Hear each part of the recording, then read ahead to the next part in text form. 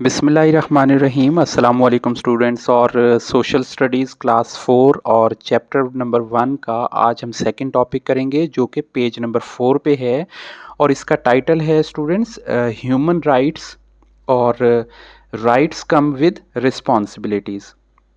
देखें, सबसे पहले थोड़े कुछ वोकेबलरी वर्ड्स हैं जिनके हम मीनिंग के साथ थोड़ी अंडरस्टैंडिंग करते हैं ताकि हमें इसका रीड करना, कॉन्सेप्ट को समझना ज़रा अच्छे से आ जाए। पेज नंबर 4 पे हम थोड़ी थोड़ी रीडिंग एक्सप्लेनेशन करते जाएंगे और ताकि आपको अंडरस्टैंडिंग ठीक से हो जाए और जो डिफ़िकल्ट वर्ड्स हैं वो आप सामने अपने तौर पे आप इनको अपनी एक्स्ट्रा नोटबुक के ऊपर फॉर वोकेबलरी पर्पज़ के लिए ना राइट डाउन कर लें। चैप्टर नंबर 2 का ये पॉइंट 1.2 है, ह्यूमन राइट्स इसका टाइटल है। देखें, इस वर्ड के अंदर ही बेसिकली इसकी सारी एक्सप्लेनेशन है। ह्यूमन से मतलब लेते हैं हम अपने आप को इंसान, और राइट्स का मतलब होता है जो हमारे लिए चीज़ें होनी चाहिए हैं, जिनकी जो हमें प्रोवाइड होनी चाहिए हैं, जो हमारे राइट्स हैं, जो जिनके ऊपर हमारा हक बनता है। अब बेसिकली ये तो हो गया एक सिंपल सा कंसेप्ट। अब इसे समझ लेते हैं जैसे हम इसे किसी सब्जेक्ट स्टडी के तौर पे लेते हैं, या जब हमसे कोई पूछे कि ह्यूमन राइट्स क्या होते हैं तो हम उसे किसी अच्छे प्रिसाइज मैनर के अंदर एक्सप्लेन कर पाएँ। उसके लिए हमें रीडिंग करना होगी। ह्यूमन राइट्स आर, मैं ज़रा, yes, human rights are rights, यानी जो इंसानी हकूक़ होते हैं वो राइट्स होते हैं, वो हकूक़ होते हैं डैट बिलोंग्स टू का मतलब होता है वाबस्ता होना, जुड़ा हुआ होना, किसी के साथ अटैच होना। टू बी मेंबर ऑफ यानी किसी से एसोसिएटेड होना। अ पर्सन सिंस बर्थ यानी ऐसे शख्स से, किसी ऐसे मेंबर से जब वो पैदा होता है तो जो उसके राइट्स हैं वो उसे मिलते हैं। जैसे उसे जो जो राइट्स आएंगे, अब एक्सप्लेन हम टाइम से। Every human is born free. अब ये फर्स्ट राइट है जो इंसान को बाय बर्थ मिलता है कि every human is born free, कि हर इंसान आज़ाद पैदा होता है। एंड इक्वल, और बराबर। अब इसे बराबरी में हम क्या लेंगे? कलर में हम डिस्क्रिमिनेशन नहीं करेंगे, रिच और पोर में नहीं करेंगे, किसी तरीके से उसे मतलब हम छोटा या बड़ा करने की कोशिश नहीं करेंगे, इक्वल होंगे। And has the same right, और वो एक जैसे वही राइट होंगे, सेम राइट्स होंगे एज एनी अदर ह्यूमन, जो कि कोई और दूसरा इंसान, कोई भी दूसरा इंसान ऑन द प्लेनेट अर्थ, यानी हमारे इस खिते पे, अर्थ पे किसी को हैं। अब आप ये कहें कि कोई बंदा नॉर्थ में रहता है और मैं साउथ में रहता हूँ, या कोई मेंबर अगर ईस्ट में रहता है और मैं वेस्ट में रहता हूँ, तो वहाँ पे जो ह्यूमन राइट्स हैं उनमें कोई बदलाव नहीं है, वो सब के सब सेम है। जो बेसिक ह्यूमन राइट्स हैं वो सब के सब एक ही होते हैं, नो मैटर व्हाट रेस। ये ज़रूरी नहीं है। रेस का मतलब होता है कंपटीशन, जैसे आप गेम का कंपटीशन कहते हैं, स्टडी का कंपटीशन कहते हैं, आप किसी भी किस्म का कोई कंपटीशन कहते हैं। नो मैटर व्हाट रेस, ये मैटर नहीं करता कि आप किस किस्म के स्ट्रेटजी, किस किस्म के हालात, किस किस्म के मौक़ों के अंदर हैं। स्किन कलर कि कलर कैसा है, रिलीजन कैसा है, कंट्री कहाँ से हैं, और ही और शी बिलोंग्स टू, के या वो लड़का है या वो लड़की है और कहीं से बिलोंग करता है। इट डज नॉट मैटर, ये भी मैटर नहीं करता वेदर दे आर रिच और पोर, यानी हर चीज़ को थोड़ा थोड़ा एक्सप्लेन किया जा रहा है कि ये भी मैटर नहीं कर रहा है कि कोई अमीर है या गरीब है, और वेदर, और या ये भी मतलब डिफ्रेंशिएट नहीं कर सकता दे आर एजुकेटेड और नॉट, के कोई पढ़ा लिखा है या अनपढ़ है। बेसिकली जो ह्यूमन राइट्स हैं वो बेसिक बेस होती है ना, the basic human rights belongs to all, कि ये बेसिक जो ह्यूमन राइट्स हैं वो सब के साथ बराबर होते हैं। बेसिकली इस लास्ट लाइन को एक्सप्लेन करने के लिए कलर को, रिलीजन को, कंट्री को, रिच को, पोर को, सबको एक्सप्लेन किया गया। होपफुली ये पैराग्राफ हमारा क्लियर हुआ। अब अगर हमारे कुछ राइट्स हैं तो कुछ रिस्पॉन्सिबिलिटीज़ भी हैं। अगर हमने कुछ लेना है तो कुछ देना भी है। अगर हम बॉल को दीवार पे फेंकते हैं तो दीवार ने बॉल को वापस भी आपके हाथ में देना है। So rights come with responsibilities. अब स्टार्ट होता है हमारा जो रिस्पॉन्सिबिलिटीज़ का फंक्शन है, वो responsibilities in is an act to doing something, कि ऐसा कोई अमल है जिसके ज़रिए हम कुछ करते हैं। इज़ एक्सपेक्टेड टू डू, या कोई हमसे ये तवक्को करता है कि आपने ये करना है। It also means being accountable for one's actions. इसका मतलब ये भी होता है कि कोई किसी भी काम का जो उसने किया है उसके लिए अकाउंटेबल होना, उसका चेक एंड बैलेंस होना, उसका एनालिसिस कर लेना, उसका अच्छा या बुरा फैसला कर लेना। Rights and responsibilities work together. ये जो राइट्स हैं, ये जो ऊपर free by birth, human, free, equal, colour, education, rich, poor, सब हैं, ये सब के लिए रिस्पॉन्सिबिलिटीज वर्क टुगेदर। ये एक जैसे काम करते हैं। जैसे मैंने आपको एग्जांपल दी, बॉल फेंकी, दीवार से बॉल वापस आपके हाथ में आ गई, क्या हुआ, आपने जो फोर्स की वापस आ गई। तो इट मीन्स कि ये राइट और रिस्पॉन्सिबिलिटीज वर्क टुगेदर, एक साथ। ये लाइन आपने स्पेशली जहन में रखनी है। एमसीक्यूज, शॉर्ट क्वेश्चंस, इवन के फिल इन द ब्लैंक में ये लाइन बहुत इंपॉर्टेंट है।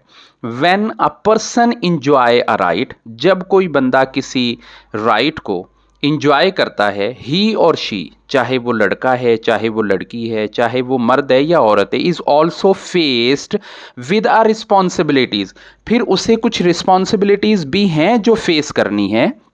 फॉर एग्जाम्पल देखें, जैसे यहां पे एग्जाम्पल के तौर पे हमें एक्सप्लेन किया, अब यहां पे भी एग्जाम्पल्स आएंगी। Every child has the right to education, यानी उसे एजुकेशन का राइट है, सही है। बट जब वो एजुकेशन की बात करेगा, but that child has the responsibility to attend the school regularly, लेकिन उसके ऊपर अगर उसे एजुकेशन का राइट है तो उसकी ये रिस्पॉन्सिबिलिटी है कि वो स्कूल को टाइम पे अटेंड करेगा, रेगुलरली अटेंड करेगा। सिमिलरली इसी तरह से, same as, same to same, every person has the right to express one's opinion. हर बंदे का ये राइट है कि वो अपने ओपिनियन, अपनी राय, अपना आइडिया, कोई चीज़ शेयर कर सकता है। एट द सेम टाइम, यानी जब वो अपना आइडियाज, अपने ओपिनियन सामने रख रहा होगा, उस टाइम पे ही और शी, यानी वो चाहे लड़का है चाहे लड़की है, has the responsibility to be polite, उसकी ये जिम्मेदारी है कि वो पोलाइट रहेगा, शाइस्ता रहेगा, मुहज़्ज़िब रहेगा, ट्रूथफुल, सच्चा भी रहेगा, and also to be a good listener to others. और जब दूसरे बात कर रहे होंगे तो वो सुनने की भी कोशिश करेगा। ये नहीं है कि टीचर क्लास में बात कर रही है तो बच्चे भी आगे से बोल रहे हैं, एक बंदा बात कर रहा है तो दूसरा भी आगे से बोल रहा है, बल्कि एक अपनी बारी में कहेगा तो दूसरा सुनेगा। यहाँ पे हमारे सामने एक थोड़ी सी एग्जाम्पल के तौर पे देखें, सेंटर में हमारे सामने ह्यूमन राइट्स को रखा है। ये ह्यूमन राइट्स को सेंटर में रखा है।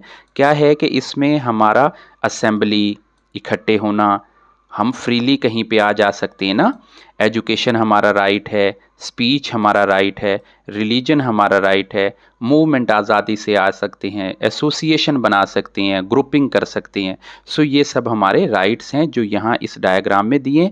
ये आपने अपने तौर पे बड़े अच्छे से कलरफुल तैयार करने और अपनी स्कूल के अंदर प्रेजेंटेशन भी देनी है। इसे किसी चार्ट के ऊपर तैयार करना है।